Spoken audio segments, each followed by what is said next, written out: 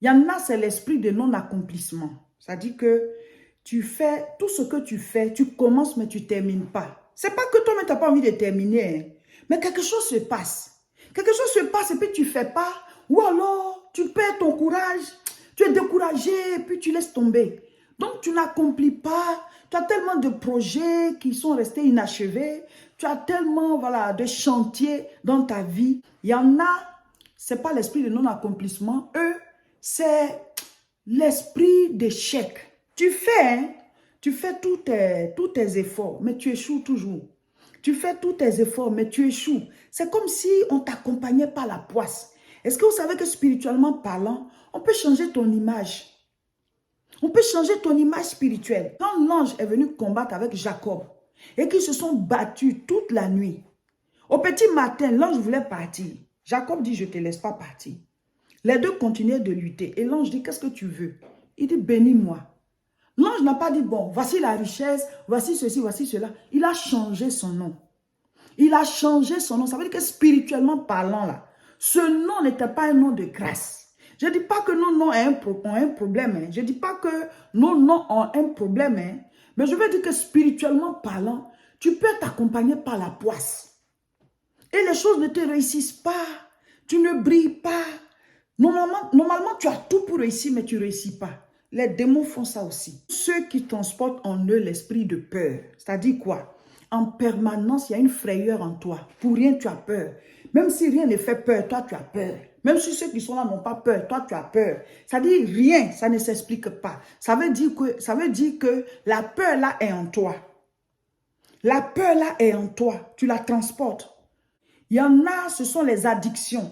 On va encore prier contre ça. L'esprit, voilà, de cigarettes, d'alcool, de drogue. Tu veux laisser tomber, mais la situation là, ça te tient encore. D'autres, ce sont les esprits de péché du sexe. Tu es beaucoup dans la pornographie, tu es beaucoup dans le sexe excessif.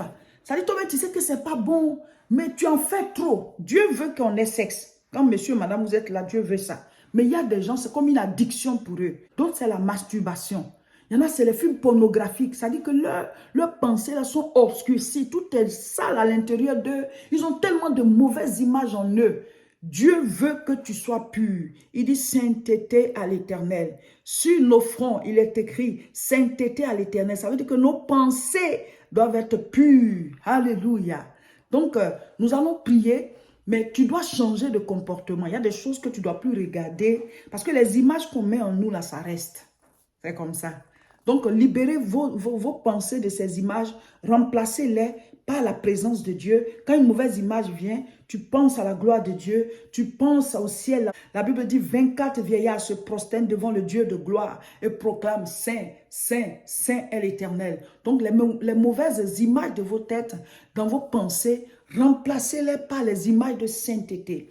Les anges, les archanges, les chérubins, les séraphins, tout cela, ils célèbrent l'Éternel. Saint, Saint, Saint l'Éternel. La Bible dit, il y aura des multitudes devant le trône de Dieu. Nous allons chanter sa gloire. Ce sont ces genres d'images-là que vous devez prendre pour remplacer les mauvaises images qui sont en vous. Les images de la gloire de Dieu, les images de sainteté. Même si tu ne les as pas vues, tu les imagines. Dans le ciel de gloire, la Bible dit quand Dieu parle, la terre fait silence.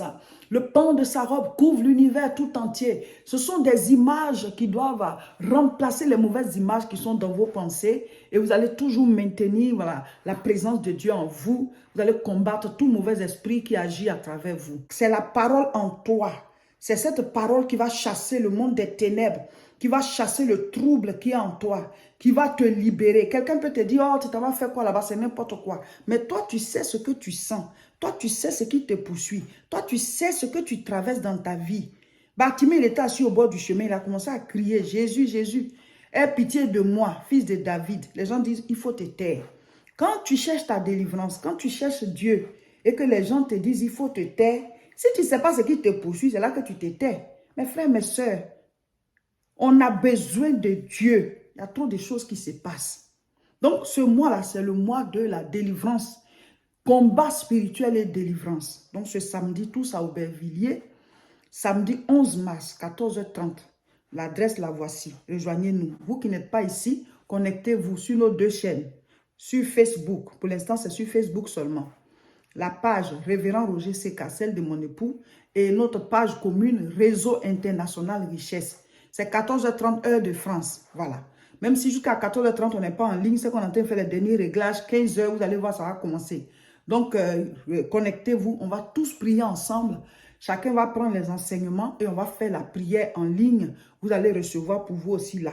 Mais ceux qui sont ici là, tu n'as pas de raison d'être ailleurs. Il faut être là pour venir prendre ta délivrance, pour participer et apprendre pendant que tu es là sur les lieux.